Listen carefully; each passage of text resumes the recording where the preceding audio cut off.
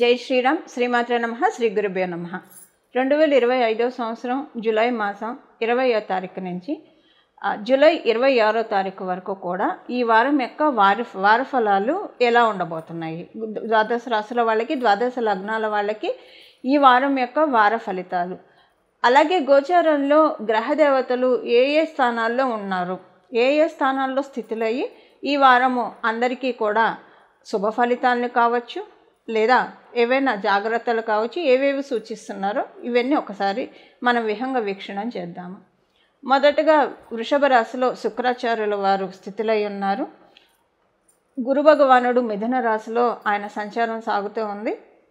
సూర్యనారాయణమూర్తి రవి గ్రహము కర్కాటక రాశిలో, అలాగే వక్రించిన బుధ భగవానుడు కర్కాటక రాశిలో, అంటే రవి బుధులు ఇద్దరూ కూడా కర్కాటక రాశిలో వారి సంచారము. మంగళ్ మరియు కేతువు సింహరాశిలో వారి సంచారము. రాహు భగవానుడు కుంభరాశిలో స్థితులై ఉన్నారు. అలాగే వక్రించిన శని భగవానుడు మీనరాశిలో స్థితులై ఉన్నారు. ఈ గోచార గ్రహస్థితులను అనుసరించి ఈ వారం యొక్క వార ఫలితాలు ద్వాదశ రాశుల వాళ్ళకి, ద్వాదశ లగ్నాల వాళ్ళకి ఎలా ఉండబోతున్నాయో మనం ఇప్పుడు చూద్దాం. మొదటగా అసలు ఈ వారం యొక్క విశిష్టాంశం మనం ఒకసారి చూసుకుంటే, శుక్రాచార్యుల వారు స్వస్థాన గతిలో ఉండడము, అలాగే చంద్ర భగవానుడు మేషరాశి నుంచి కర్కాటక రాశి వరకు కూడా ఈ వారంలో చుట్టారు, అంటే 4 రాశులను ఆయన చుట్టి వస్తారు. ఈ వారం యొక్క విశేషాంశము శుక్రాచార్యుల వారు ఆయన స్వరాశి అయిన వృషభ రాశిలో ఉండడము. ఈ వృషభ రాశికి శుభకర్తరి శుక్రాచార్యుల వారు ఆ రాశిలో స్థితిలో ఉన్నారు. అలాగే గురు భగవానుడి యొక్క ఆచ్ఛాదన వృషభ రాశి మీద ఉంది. గురు భగవానుడి యొక్క పంచమ దృష్టి శుక్రాచార్యుల వారు ఇంకొక రాశి అయిన తులారాశి మీద ఉంది. అంటే ఇది చాలా శుభత్వాన్ని కలిగించే విషయం అని చెప్పాలి. దానికి కారణం ఏంటంటే, గురు భగవానుడు 2 రాశులు, అంటే శుక్రాచార్యుడు వృషభ రాశి బలోపేతంగా ఉండడం, కాలపురుషుడు కుండలిలో శుక్రుడు మరియు శుక్రరాశిలైన వృషభ రాశి, తులారాశి ఈ 2 కూడా బలోపేతంగా ఉండడము ఈ వారం యొక్క ప్రత్యేకాంశము.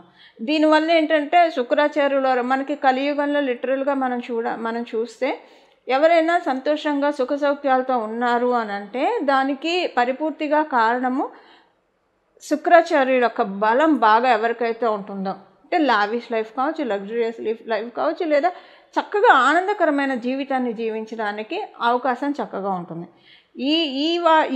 ఈ వారము ఇది చాలా పుష్కలంగా ఉంది. ఎందుకంటే దానికి ఇంకొక కారణం శుక్రాచార్యుల వారు ఆయన స్వస్థానాల్లో సంచారం చేయడం. ఈ గోచార గ్రహస్థితులను అనుసరించి ద్వాదశ రాశుల వాళ్ళకి, ద్వాదశ లగ్నాల వాళ్ళకి ఎలాంటి ఫలితాలు ఉన్నాయో ఇప్పుడు మనం చూద్దాం. కుంభరాశి, కుంభ లగ్నంలో పుట్టిన వాళ్ళకి ఈ వారం మీ గోచార గ్రహస్థితులు మీకు కూడా 50-50గానే ఉంది. సింహరాశి వాళ్ళలాగే 50-50గానే ఉంది. ఈ వారం ఏంటంటే మీకు కొంత మీ ఆలోచనలు మిమ్మల్ని కూర్చొనివు నుంచనివు, మీరు అనుకున్న పనులు అవ్వట్లేదని, స్పీడప్ అవ్వట్లేదని చెప్పి, లేదా మీరు అనుకున్నది జరగట్లేదని చెప్పి కొంత లోపల అసహనం ఉంటుంది బాగా. దీనికి మీరు గురవ్వకండి. ఈ వారం కొంచెం ఓపిక పడితే వచ్చే వారాల్లో ఇవి జరుగుతాయి. దీనివల్ల ఏమవుతుందంటే మీకు ఈ అసహనం వల్ల కొంత మతిమరుపు రావడము, లేదా మతిమరుపు కాకపోతే కొంచెం హెడేక్ రావడము, ఇలాంటివి చోటు చేసుకుంటాయి. ఈ వారం మీరు ఆలోచనలకి టాటా బాబాయ్ చెప్పాలి.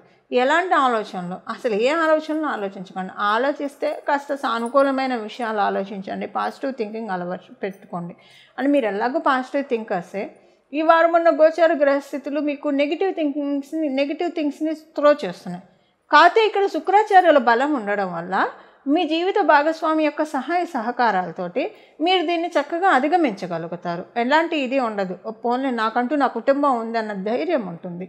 వీళ్ళ కోసం నేనే ఏదైనా చేయొచ్చన్న ధైర్యంలోకి మీరు వస్తారు.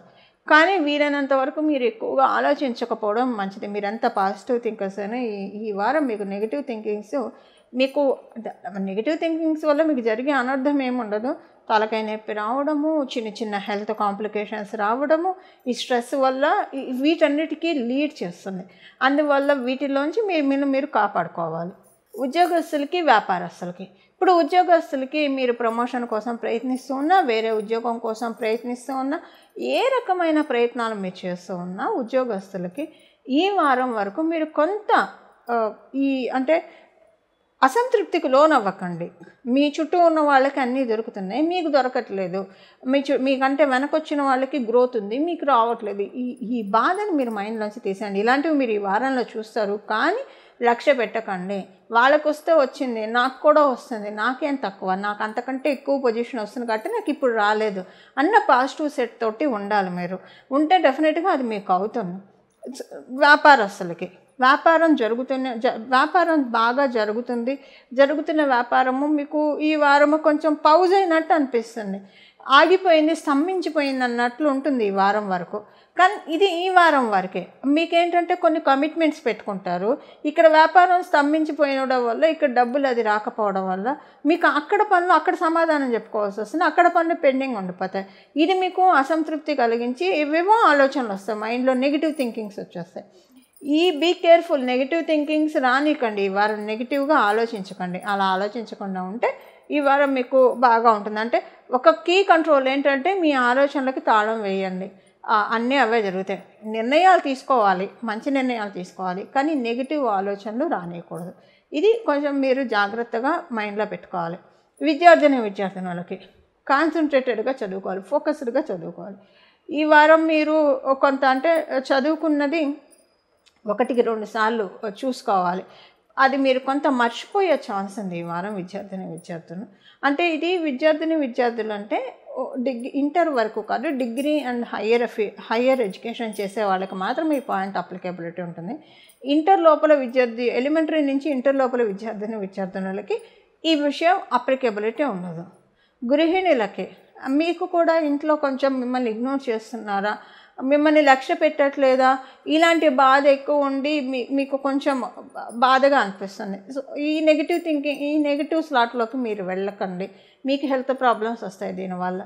కొంచెం మిమ్మల్ని మీరు నియంత్రించుకోండి, మీ ఆలోచనలు నియంత్రించుకుంటే ఈ వారం వరకు కొంచెం ఓపిక పడితే నెక్స్ట్ వారం నుంచి అంతా బాగా ఉంది. అసలు ఈ వారము ఇలాంటి పరిస్థితులు ఎక్కువగా చూడకుండా ఉండడానికి ఏ పరిహారం చేసుకోవాలో ఇప్పుడు మనం చూద్దాం. ఈ వారము అందరికీ కూడా మన శుక్రబలం చాలా బాగా ఉంది. శుక్రరాశులైన వృషభ, తులారాశులు చాలా బాగా ఉన్నాయని మనం చూసాం. మీ జన్మజాతకంలో శుక్రాచార్యుల వారి బలం ఉన్నా లేకపోయినా ఇది చాలా అంటే చాలా బెస్ట్ టైం శుక్రాచార్యుల వారి యొక్క బలాన్ని మనం పెంపొందించుకోవడానికి. శుక్రాచార్యుల వారి బలం లేకపోతే ఎలా తెలుసుకోవాలి, బలం ఉంటే ఎలా ఉంటుంది, బలం లేకపోతే ఎలా ఉంటుంది. ఆయన బలం ఉంటే మ్యారిటల్ లైఫ్ చాలా చక్కగా ఉంటుంది, మొదటి విషయము. అలాగే అందరితోటి రిలేషన్స్ బాగుంటాయి. సో కలియుగం కాబట్టి, మనం ఉన్నది కలియుగం కాబట్టి ఏది కూడా 100% ఉండదు, 30%, 70% మాత్రమే ఉంటుంది. ఎంత బెస్ట్ రిలేషన్ అయినా సరే 30% అసంతృప్తి ఖచ్చితంగా ఉంటుంది. అంటే బాధ ఖచ్చితంగా ఉంటుంది, మనకి సుఖం వెంట దుఃఖం ఉంటుంది. సో మనకి ఈ కలియుగంలో రిలేషన్స్ ఎంత బాగా ఉన్నా 30% అసంతృప్తి అనేది ప్రతి ఒక్కళ్ళకు ఉండే తీరుతుంది. ఆ రిలేషన్ పట్ల అసంతృప్తి అటు ఉంటుంది, ఇటు ఉంటుంది, ఇద్దరికి ఇరుపక్షాలకు ఉంటుంది. ఇందులో ఎవరికి మినహాయింపు ఉండదు. ఎందుకంటే ఏది కూడా 100% ఈ కలియుగంలో ఉండదు. 70% మాత్రమే మనం యోగాన్ని తీసుకోగలుగుతాం. ఆ 70% పర్వ్యూలో మనకి రిలేషన్స్ బాగా ఉండాలన్నా, అలాగే మనకి ఒక ఆనందంగా జీవితాన్ని జీవించాలన్నా, ఆర్థికంగా బాగుండాలన్నా శుక్రాచార్యుల వారి బలం బాగుండాలి. ఆర్థిక విషయాల్లో కూడా ఎంత చెట్టుకి అంత గాలి అని ఎందుకంటారు ఈ కలియుగంలో? ఇదే కారణము. ఎందుకంటే ఏది కూడా పరిపూర్తిగా 100% ఎవరు ఏది అనుభవించలేరు. ఎంత డబ్బులు ఉన్న వాళ్ళకైనా వాళ్ళ స్థాయికి తగ్గట్టు వాళ్ళ ఖర్చులు, వాళ్ళ స్థాయికి తగ్గట్టు వాళ్ళకి ఉండే పెయిన్స్ వాళ్ళకు ఉంటాయి, ఫైనాన్షియల్ పెయిన్స్ కూడా వాళ్ళకు ఉంటాయి. ఇప్పుడు మామూలుగా కూడా రిలేషన్స్ విషయంగా మనం చూస్తే కొంతమంది ఉంటారు, చాలా మంచివాళ్ళు, మంచి కోసమే మాట్లాడతారు. ఎవరికైనా అన్యాయం జరుగుతుంటే వాళ్ళు స్టాండ్ తీసుకుంటారు. ఎంత మంచివాళ్ళైనా సరే ఒక 70% వాళ్ళని సపోర్ట్ చేసిన 30% విభేదించే వాళ్ళు ఉంటారు. అంటే ఏంటంటే మనకి 100% అన్న 100% వారం ఈ కలియుగంలో మనకు ఉండదు. ఇప్పుడు మనకి కనీసం 70% అయినా మన జన్మజాతకంలో ఉంటే ఇంకా దాన్ని స్ట్రాంగ్గా చేసుకోవడానికి శుక్రబలం అంటే, ఒకవేళ లేకపోతే పెంపొందించుకోవడానికి ఇది చాలా రైట్ టైం. గురువారం పూట శ్రీ మహాలక్ష్మి అమ్మవారి యొక్క ఆరాధన, మనం గురువారం చేయొచ్చు, శుక్రవారం మామూలుగా మనం చేస్తాము. కాకపోతే ఇప్పుడున్న ఈ వారం ఉన్న గోచార క్యాలిక్యులేషన్స్ని బట్టి గురువారం పూట శ్రీ మహాలక్ష్మి అమ్మవారికి ప్రత్యేక ఆరాధన చేయడం, అంటే ఈ గురువారము మనకి ఈ వారంలో ఉన్న గురువారం శ్రీ మహాలక్ష్మి అమ్మవారి ఆలయానికి వెళ్ళి రావడము ఇది చాలా మంచిది. అలాగే శుక్రాచార్యుల వారి రాశులు బలోపేతంగా ఉన్నాయి కాబట్టి శ్రీ మహాలక్ష్మి అమ్మవారు శుక్రాచార్యుల యొక్క సోదరి ఇది మనందరికీ తెలిసిన విషయమే. అలాగే ఆవిడ తండ్రి గారు భృగు మహర్షి. అందువల్ల ఈ వారం అంతా కూడా భార్గవ్యే నమః, భార్గవ్యే నమః, భార్గవ్యే నమః, భార్గవ్యే నమః, అలాగే శ్రీ మహాలక్ష్మి నమః, శ్రీ మహాలక్ష్మి నమః, శ్రీ మహాలక్ష్మి నమః. ఈ వారమంతా కూడా ఈ 2 నామాలను జపించడం వల్ల మీ జన్మ జాతకంలో శుక్రాచార్యుల వారి బలం లేకపోతే, శుక్రబలం లేకపోతే ఆ శుక్రబలాన్ని సరి చేసుకునే అవకాశాన్ని గోచారంలో ఉన్న గ్రహదేవతలు మనకి కలిగిస్తున్నాయి. ఈ విధంగా మనందరం కూడా శుక్రబలాన్ని పెంపొందించుకోవాలి అమ్మవారి ఆశీస్సులతో అని చెప్పి నేను కూడా మనందరి తరఫున అమ్మవారిని మనస్ఫూర్తిగా ప్రార్థిస్తూ సత్యమేవ జయతే. మంగళం. నమో భగవతే వాసుదేవాయ.